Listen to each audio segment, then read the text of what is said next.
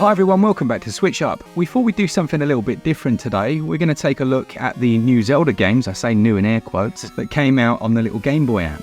Yep, so you have Oracle of Seasons and Oracle of Ages, both of which released 20 odd years ago now, 2001, over 20 years ago, for the Game Boy Color. Alright, what are they all about? Because I'll be honest, I never played them.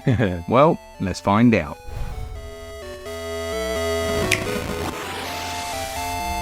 As for the narratives, in The Legend of Zelda, Oracle of Ages, Link finds himself on a journey to rescue Nehru, the Oracle of Ages, who's been kidnapped by Verin, the Sorceress of the Shadows. Verin is manipulating time within the land of Labrina and is threatening to rewrite history to her advantage. Early in the story, you discover the Harp of Ages, which is a mystical instrument allowing Link to travel through time. Aided by the Maku tree and Impa, his adventure involves restoring the flow of time and saving the day. Now in The Legend of Zelda Oracle of Seasons, the adventure starts when he hears the call for help from Din, the Oracle of Seasons. They really thought this through, didn't they? On the way to meet her, she's kidnapped by the evil General Onox, who captures the essence of the seasons in the process. This then throws the land of Halodrum into chaos, and Link sets off to restore balance. When it comes to gameplay, obviously I've played the classics on Game Boy, but these, I'll be honest, I never played. Tell me a little bit about that, Glen. Yeah, so I mean, if you've played Link's Awakening, then you've basically played this to a degree. You know, it has a very similar art style. A lot of the character sprites are incredibly similar, the music, etc. The difference here is that each of the games has a core mechanic that will allow you to solve some of the puzzle-based sections. So, for example, in Oracle of Seasons, you have the ability to change the seasons. So, for example, it might be that you change it from, say, summer to winter, whereby a nearby lake will freeze over and you can walk across it. And in Oracle of Ages, you can control time and go back in time. So that's the main difference really in terms of how the games are designed. Okay, so do they have the dungeons that you'd find in other Zelda titles? They do, yeah. As I say, very similar in that respect.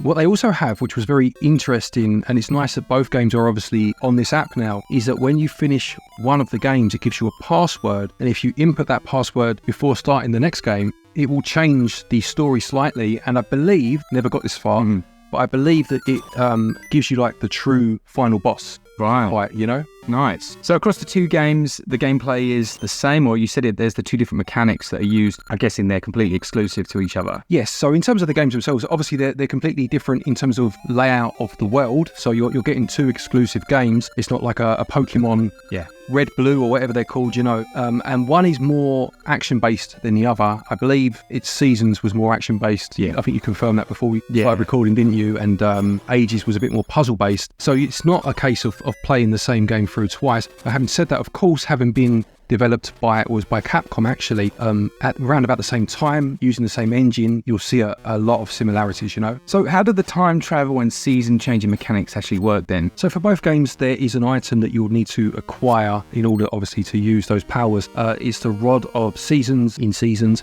and the Harp of Ages in Ages, of course. Now, in terms of the Rod, I believe you have to visit certain shrines or something to acquire the ability to manipulate each of the four seasons, and in Ages, you need to learn songs, similar, I guess, to Ocarina of Time, where you obviously did a similar thing.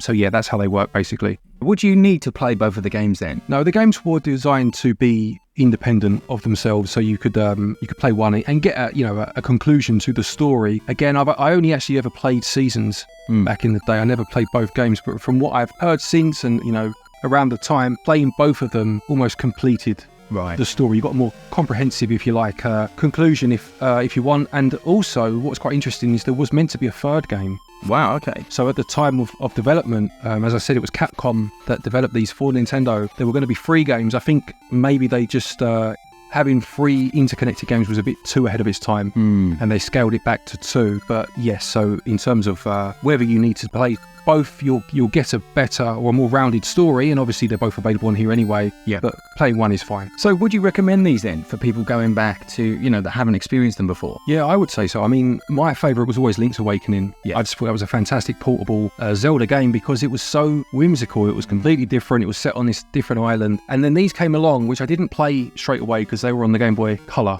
as opposed to obviously the original Game Boy. So I played them a few years later, and They were more in line, I think, with kind of the console versions of Zelda, to a degree at least. Certainly weren't anything like Link's Awakening. But I would say for a lot of people, these are probably games they've not heard of. Games, within the Zelda universe that were completely alien to them. So they're well worth trying. And another one that is worth trying, which I don't know whether it's on the app yet. It will be on the Game Boy Advance app, but I'm sure it will be added at some point. If not, is the Minish Cap, which was also developed by Capcom. So just another one to look out for, for the future possibly. If it's already on there, please do let us know in the comment section. Brilliant. In terms of visuals, these use an 8-bit style, but like you say, they're for the Game Boy Color. Yeah, absolutely. But used, as I said, it's almost as if Nintendo gave them all of the assets that they used for Link's Awakening and said, have a go on that and make your own game, because they're very similar in terms of the art style, music, everything, So obviously you will need the Nintendo Online to play these, and it looks like there's a few features. I haven't played a great deal on these apps myself. You can do things like rewind time, can't you, in their save states? Yes, yep, there are save states. If you press the ZR, ZL buttons together, it brings up a menu. You can save at any point. If you hold them down, you can rewind if you've never used the app before, and I think you can remap controls to a degree as well. Yeah, I think you also have the PAL and the US versions of the game. Now, for some games, it would be very obvious why that is, because for Super Nintendo games, for example, PAL games ran at 50 Hz, whereas US games ran at 60. I don't know if there are any differences or benefits to playing one over the other on the Game Boy. So again, that's what the comment section's for, I'm sure. Brilliant. Thanks very much, Glenn. I am going to go and play these now, and I feel like I actually want to. Yeah, no, they're good games. Definitely worth playing. Oh, one last question. How long are they? They're about standard for the handheld Zelda games. I'd say about 15-ish hours. Obviously a bit longer if you want to find everything and do everything. And of course, if you link them together, that adds some extra time on as well,